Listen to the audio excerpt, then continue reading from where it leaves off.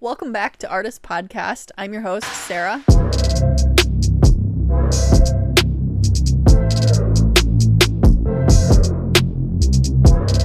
So this episode is a loaded episode. We got a lot to talk about. I'm going to be going through over 25 books that have been created by dietitians, and I know that sounds like a lot, but we're going to go through them fairly quickly and just to kind of give you a taste of them. But before we get into that too deeply, we have to do our nonsense of the episode. So I've been trying to remember to write down nonsenses as they occur.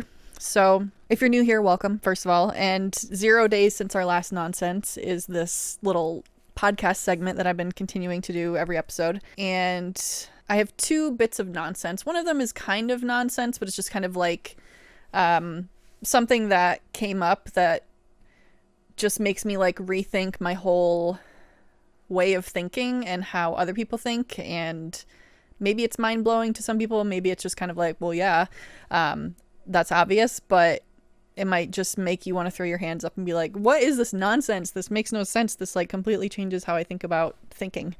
And then the other one is just kind of a funny cat story that I think a few of you might enjoy.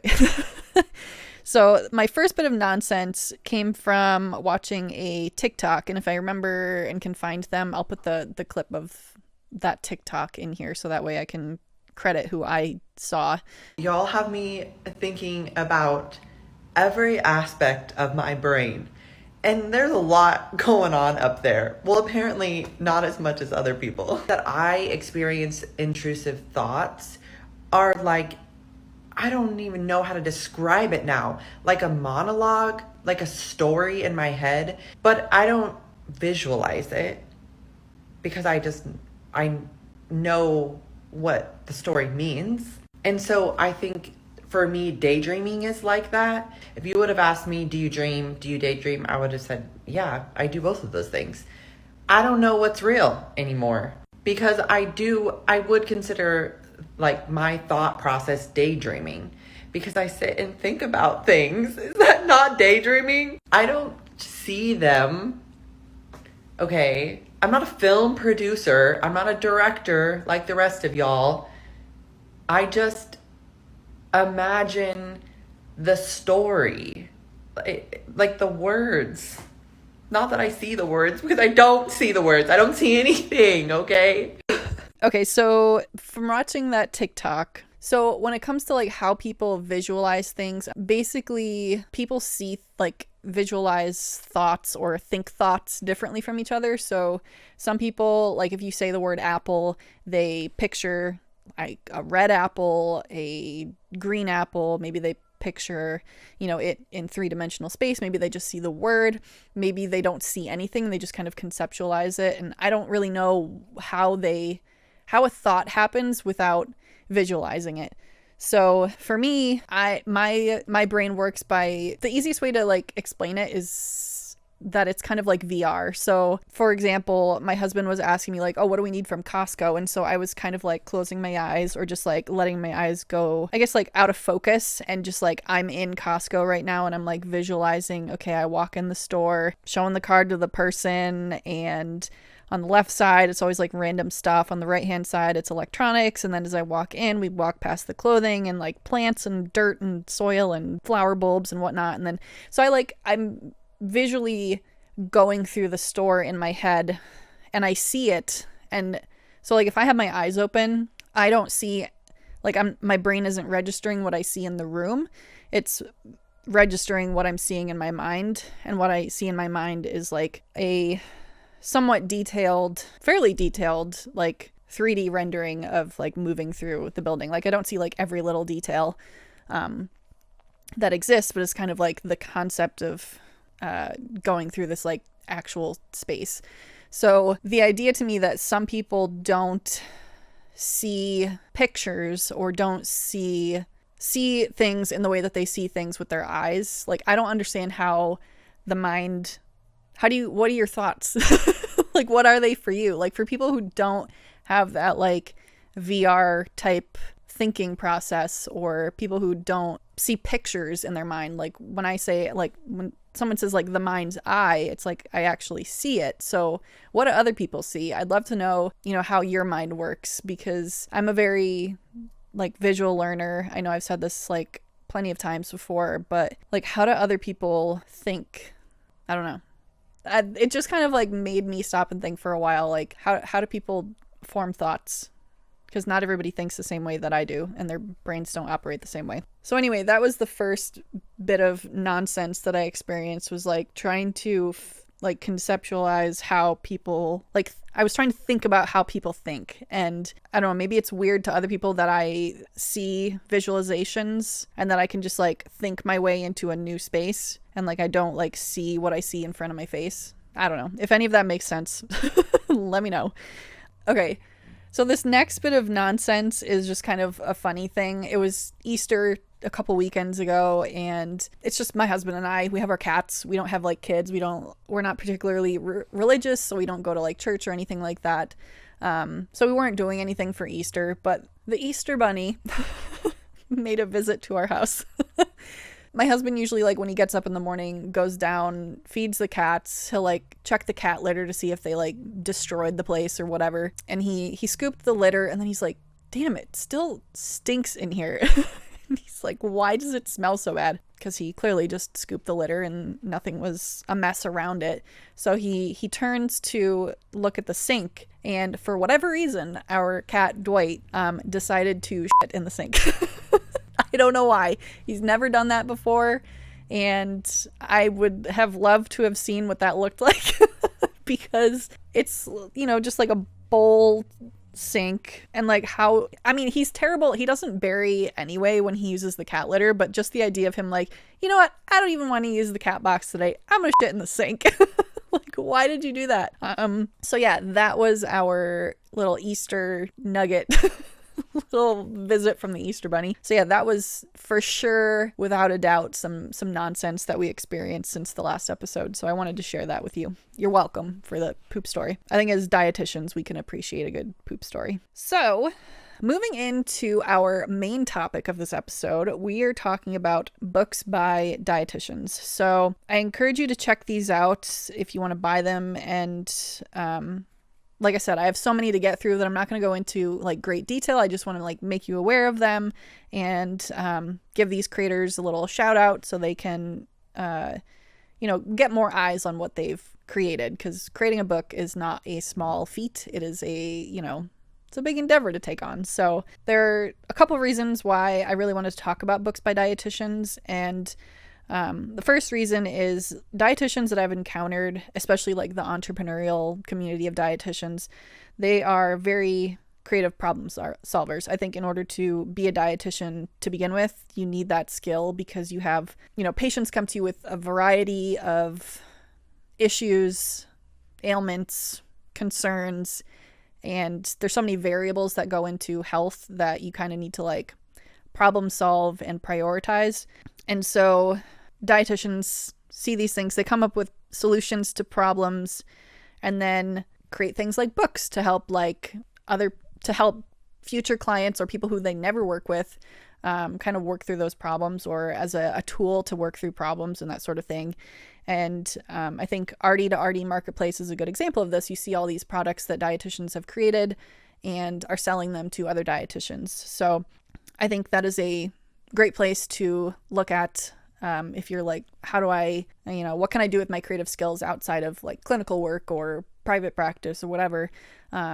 Creating tools to help other dietitians or healthcare professionals or just people is a great creative avenue to, meander down. And so all of this to say that you may have an idea to solve a problem, but it's also important to take a pause and like look at what's already been created, because it's really, I know that it's personally satisfying to create something myself, but if I can, I have more ideas than I have time to create them.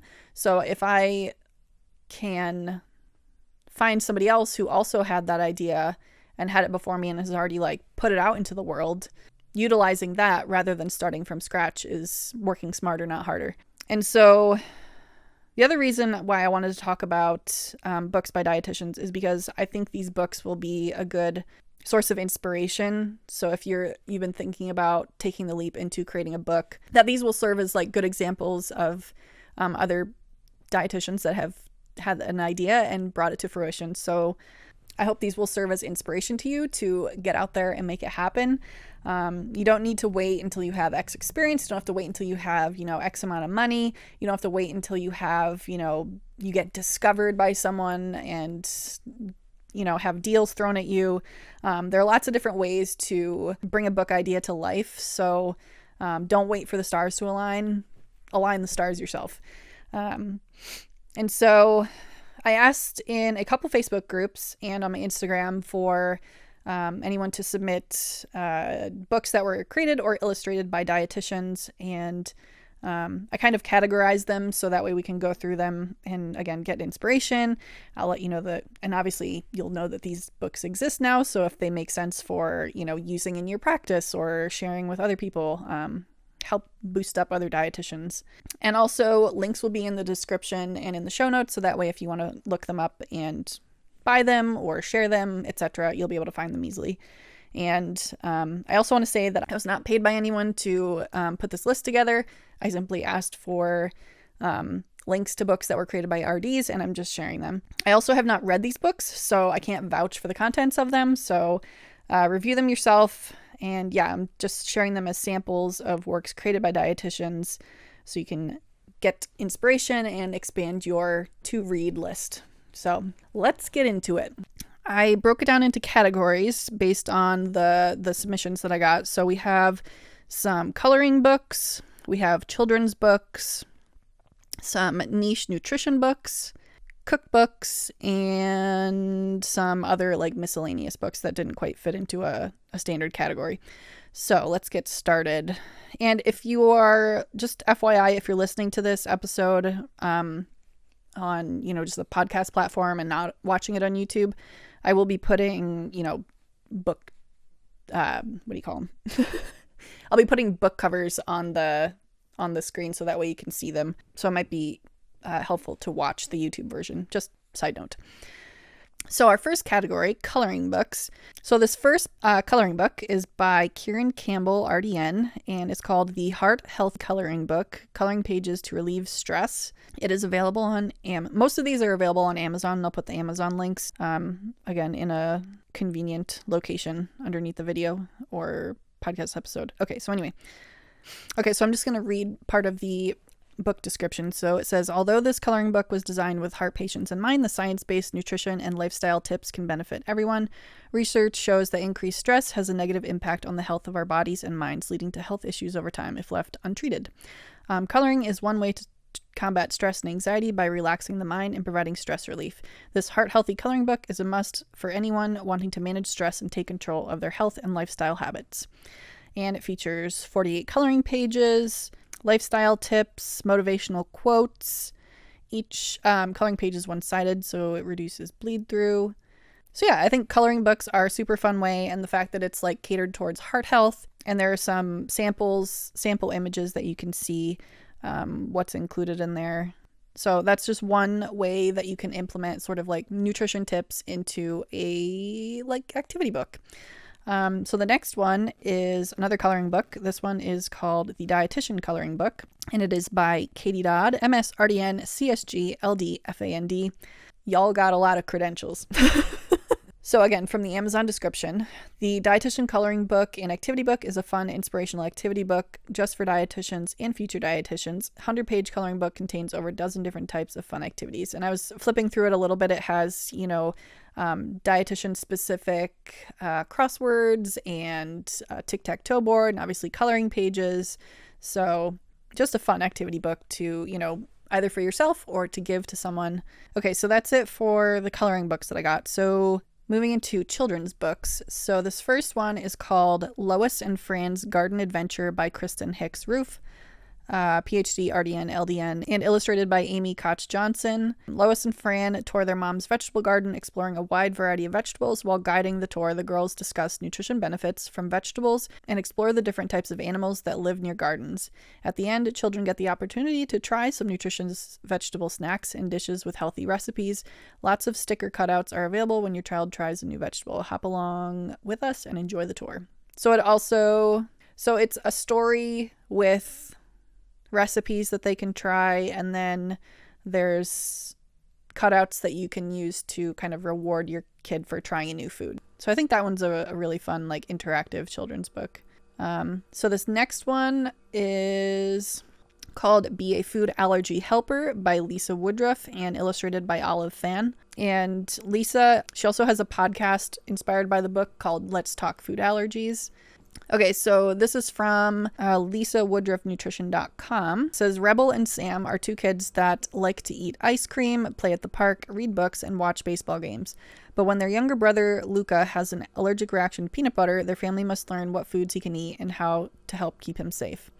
Rebel and Sam find out they can still eat food with Luca's allergies. They also learn that sometimes they can't do things the way they used to, but there can be new ways to have fun. Their family may not be able to get ice cream together, but they can get snow cones. Food allergies affect the entire family. This book will help siblings without food allergies understand their experience as part of a food allergy family and learn how to embrace their role as food allergy helpers. So I love this, like, turning a personal experience into a book that can help other kids. So this one is catered towards kids, but it's also kind of falls in the other one of the other categories, like a niche nutrition book. She's focusing on a specific food situation, so dealing with food allergies at home, and I think helping depict to kids, because they don't understand, like, why can't I eat this? Or, you know, I remember when I was growing up, there was a girl who had type 1 diabetes, and she would have, like, fits because she just couldn't stand the fact that she couldn't have, like, cake at a birthday party. And that's, like, so frustrating for kids, you know, when you tell them that they can't eat something, or kids who aren't experiencing it and their sibling is, you know, to try to explain that to them is difficult. So I really like that Lisa put this into a book format. So yeah. Okay, so this next book, I actually bought this book, so I have it and I'll show it to you. It's called Mommy Eats Fried Grasshoppers by Vilayvanh Bender, RDN, and illustrated by Noor Sanavongsay. I apologize if I'm butchering your names. I am just a humble idiot. So this one, like I said, I bought this one because I thought it was cute. So this is called, again, Mommy Eats Fried Grasshoppers. Let me read the inside of it. So I'm just going to read the back. So Vilayvanh immigrated to America as a young refugee girl after the Vietnam War. She now lives in Southern California with her husband and two girls. Vilayvanh believes in the importance of cultural preservation and acceptance. This book is based on the original story of her childhood in Laos versus her daughter's life in the United States. She is also a private practice registered dietitian based in Corona, California, working with children and families. And then Noor is an author, illustrator who lives in Dublin, California with his wife and two daughters. He is also the founder of Satu Press and publishes enduring Lao American literature of our time. I also wanted to read the Amazon description. So it says, a story of generational and cultural differences between mother and daughter. Endearing illustrations show Molly learning how differently Mommy did things as a child in Laos than she does in America. Molly loves doing everything with Mommy, but will she eat fried grasshoppers? A great way to inspire a conversation about childhood, culture, and family history. So I like this book because it's, she's a dietitian. So obviously love that. I really like the illustration style of this book, and it kind of goes through the differences, like it says, the differences between, you know, how her mom grew up versus how she grew up. So, like, for example, her daughter in the evenings watches cartoons on her tablet and then does homework again on her tablet. And then her mom watched shadow puppets on big sheets and did homework on a small blackboard. And because I feel like, and this is coming from someone who's only lived in the United States, grew up in a very culturally barren part of upstate New York, that it's really sad when I hear stories about people who move to the United States and then feel like they need to completely abandon their culture in order to kind of assimilate here. And I feel like there's a healthy balance of, like, moving to another country and, you know, finding the vibe of where you're moving to, but also feeling comfortable that you can maintain your culture. Sharing stories like this is really important because it shows the contrast without saying like one is better than the other. It's just like, this is how I used to live, and just kind of like staying in touch with your culture and not abandoning it completely. So I don't know. I just wanted to really highlight that book because I thought it was really good. If you have any like cultural book ideas, make them. For sure, make them. So that way people who are from your culture that have felt like they needed to hide it feel more comfortable about embracing it. So next, this is a set of books from Arielle Lebovitz MS, RDN, CSSD, CDCES. So she has a whole bunch of, let's see, about 9 or so books. These are kids' books. We're still in the kids' book category. So she has about 8 or 9 books here for learning about food. So I feel like these are super helpful for kids that are, you know, exploring new foods, or maybe a little bit picky eaters, or you just want kids to like learn more about food. So she's got a bunch of like activity books, and the one I'm looking at right now is called My Fruit Adventures, a journal for food discovery and exploration using your 5 senses. So it's like a good tool for like having kids try new foods.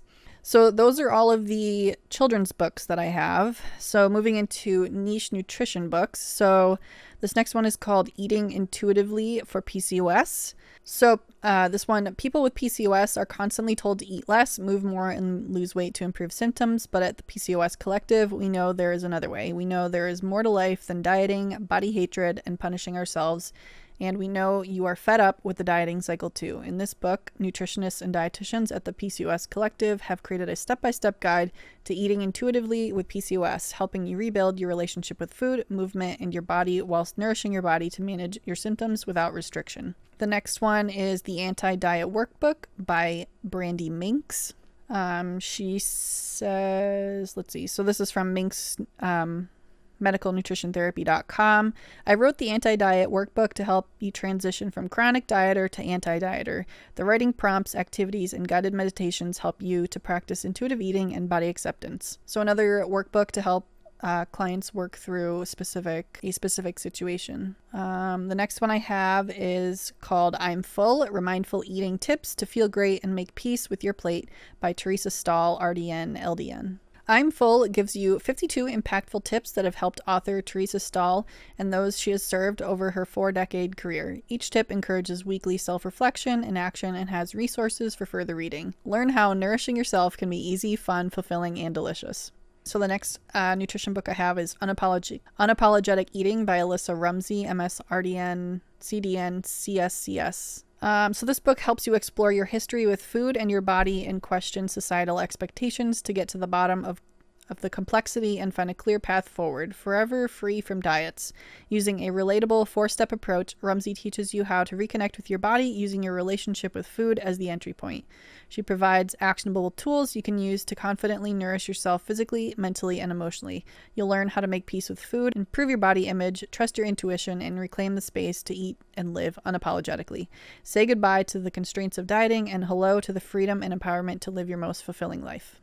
This next one is called Cancer Diet for the Newly Diagnosed, an Integrative Guide by Tamar Sofer Rothenberg, MSRDN. And this one I wrote a note down saying delicious photography because I thought the cookbook images were really good. So yeah, this is a cookbook specifically for people who are newly diagnosed with cancer. So this particular book will provide you with nutritional knowledge, learn all about how the meals you make can help you maintain your strength. Maintain your strength, repair your body, and even improve overall treatment outcomes. Combat your symptoms, gain a clear understanding of what foods are good at counteracting the side effects and symptoms you may be experiencing during treatment, whether you're fighting fatigue, nausea, or changes in taste. And there are a range of recipes from baked pears with Greek yogurt for breakfast to a dinner of sesame miso chicken. Find a variety of delicious dishes, all designed to be nutrient-rich, easy to prepare, and comforting. The next book I've got is called The Best Darn Book About Nutrition and Health by Dorothy Dawn, RDN. And I didn't read, like I said, I haven't read most of these books. The only one that I've read is the Fried Grasshoppers one. But this one I did kind of glance through it a little bit, and it looks like it has 100 chapters, but it's in a format where it's like each chapter is like a page or two. So it's a quick read. This book shows you how to distinguish between nutrition and myth, pinpoint nutritional areas in your life to change for the better, learn what foods are healthy and when to eat them, avoid the habits that keep you from becoming healthier and happier, resist society pressures which unconsciously make you unhealthy, change and maintain an active lifestyle with little sacrifice, and lots more. I really like books like this that are, split into those like tiny little chapters, because it's like I feel like I'm accomplishing a lot, like checking off the list. If I were to write a book that wasn't a picture book, because I'd be more likely to draw something. Like if I end up writing a book, I think I'd want to do that sort of format, because I've been noticing lately the books that I pick up, I like the short, very focused chapters. But again, I haven't read the book. I just really like those sorts of formats. So if you're also into that, check it out. Okay, so that's all for the nutrition books. Moving into cookbooks, which I realize some of these overlap, so I just kind of categorized them the best I could. So this next one is called The Nutritionist Cookbook by Carly Knowles, MS, RDN, LD. And my friend and former classmate, Serena Stearns Garland, sent this to me because she assisted with the making of it. So I want to make sure I give Serena a shout out. Thanks for sending this. So this one has more than 60 seasonal recipes that celebrate invigorating and restorative foods. So it's organized by season and includes recipes like yellow pumpkin curry with toasted cashews, wheatberry salad with butternut squash and maple vinaigrette, baby spinach and spring onion frittata with goat cheese. Each recipe contains a descriptive food as medicine themed head note, including valuable health information. Revitalize your meal planning with this accessible cookbook and find trustworthy nutrition information and wholesome recipes based on the latest scientific recommendations. I really like the idea of a cookbook based on like seasonal produce, because it's very easy, I find, to forget when things are in season, because we live in I would say, at least in the United States, we live in like a culture where we have excess of everything and things are kind of available all the time because we can have it imported and, store it and all that sort of stuff. People don't necessarily have the ability to go shop at farmers markets, and they don't know what's in season all the time. Or for new college kids, or for young adults who are just starting to learn about cooking for themselves, having a cookbook that's seasonal based, to kind of get that ingrained in your head, like, oh, squash is more likely to be fresher in the fall, or peaches are probably better in July, and that sort of thing. So this next one is in Spanish. It's called Que Comere la Dieta Renal Latina, Ricas Recetas Latina Para it autocorrected. I think it's Pacientes Renal y Su Familia, by Su Escobar, MS RDN, and Rocio Garcia RDN. Basically, it is a cookbook that helps Hispanic renal patients to follow the renal diet while enjoying their cultural foods. I am learning Spanish on Duolingo. It's a phone app if you're not familiar with it. And so let me trying to get my throat to relax. When I talk a lot, I find that my throat gets like tight, and then it like seizes up, and then I can't talk. Okay, let me try that title again. La Dieta Renal Latina, Ricas Recetas Latinas Para el Paciente Renal y Su Familia. So it's basically a recipe book. Again, a very specialized area of dietetics, so renal dietetics. And I think, again, culturally, it's really important to encourage people to eat their cultural foods and not feel like they need to abandon those just because some white doctor said they need to like cut out tortillas or whatever. Dr. Su Escobar develops healthful recipes with authentic Latino flavors. Su's recipes have been featured in dozens of cooking segments in popular Hispanic television morning shows. She also maintains a private practice and teaches at Nova Southeastern University.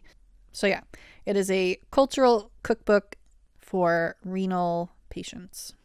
So you can see from that alone that there's so many options to create valuable resources for people going through specific nutrition problems. This next one is called Coastal Kitchen, Nourishing Seafood Recipes for Everyday Cooking. by Jenny Shea Ron, MS and PhD. So in this book, she makes it easier for you to select, prepare, and cook seafood so that you can create simple yet elevated, nourishing, and healthy seafood meals in your own kitchen.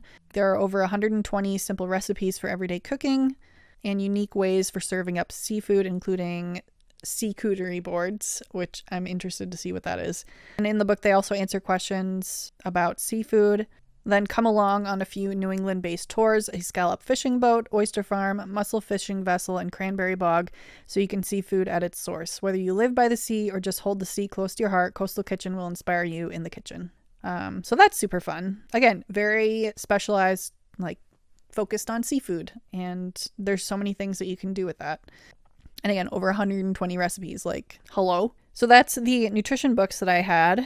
And now moving into the other category. So these are things that kind of like fell in outside of those main categories that I had. So this first one is by Su Escobar again. It is Menopause Better, Weight Loss for Women Over 40.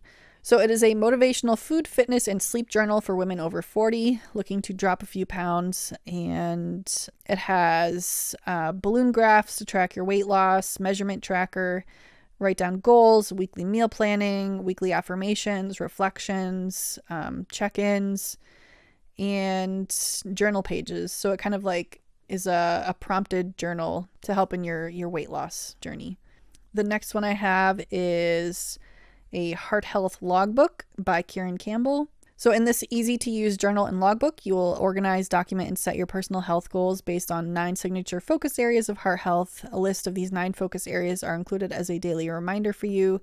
The goal of this logbook is to improve or prevent chronic disease, including heart disease, by providing an organized place to document your health information along with your personal health goals and your progress in the 9 essential lifestyle habit areas. So it includes emergency information page, 9 key lifestyle factors for heart health, instructions on how to use the log, prescription medication page, a page to document your personal health goals, and 90 pages for food, exercise, and sleep tracking. The next one is Dietitian Food Pun Notebooks and Journals by Rochelle Inward. For example, she has a few of them, but one of them is Dietitians Are One in a Melon, and it has some like cute melon designs on it.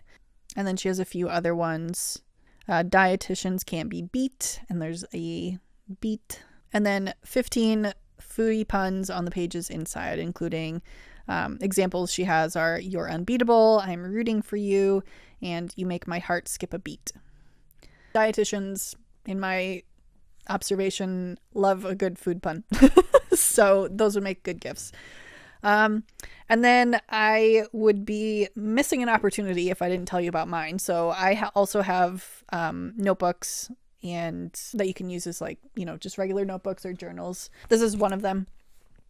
Just a cover design, and then on the inside is just a simple dotted grid. Yeah, just a little pocket journal. I use them for daily tasks, writing, journaling. I have one that I designate for like meetings and presentations for taking notes, and then I also have a continuing education planner that is a printable like PDF downloadable thing, which I would like to eventually turn into a printed version, so that way it can be purchased and you already have like a book handy, so you don't need to print out pages. But I really like the flexibility of the printable pages, so people can kind of adapt it to what they want. So I realized I went through all of those books really quickly, but I just wanted to give you, a taste of what other dietitians have created. If any of those like sparked interest in you, check them out. Again, I'll have links so you can, purchase them if you'd like. Support your fellow creative dietitians. They may have already solved a problem that you have. So yeah, don't reinvent the wheel. Go support someone who already made it happen. Or if you have, the creative juices are flowing, make it. Like if you have an idea, don't wait. Just start picking away at it. Start learning about, publishing options, whether you want to do self-publishing or, go with a publishing company. Just start getting your idea down on paper. And like I said, I really like the vibe of some of these. I really like how all of these have like a different vibe and style to them. And I really like, again, the illustrations used in the Fried Grasshoppers book. I can't emphasize enough how helpful it is to like embrace synergy and like working with an illustrator who is already capturing like a style that you like. You know, find an illustrator or a photographer or a graphic designer that can bring your vision to life, because you don't have to do it all on your own. And different artists have different styles. They may have a personal history that they're able to kind of like pull from and depict details that are really going to hook your audience and connect with them. I really think like that was captured in this book as well, which is also why I wanted to highlight this book. Is like Vilayvanh is obviously, it's her story of like her experience with her and her daughter, and then her illustrator also works on Lao American literature. So I feel like that combination was made a really solid end product, because they both have the experience that can be depicted. You know, if she had hired me, I wouldn't have been able to depict it in the same like culturally like appropriate way. So again, find your people, collaborate, get out there, support creators who have already made really awesome books. And yeah, that's all I have for you today. Check the description and the show notes for links to these books that I mentioned in today's episode. And let me know if you enjoyed this, and maybe I'll do another one like it. If you have a book that you created or illustrated or had some part in that you want to let me know about, send the title and a link to where it can be purchased to aRDistsPOD@thecriminator.com. And put RD book in the subject line, so that way I can like filter out. And then if you have any questions or things that you want to ask me or topic suggestions, you can send that to me as well. Don't forget to like, subscribe, follow, rate, leave a review, all those things. And I will see you in the next episode. Bye!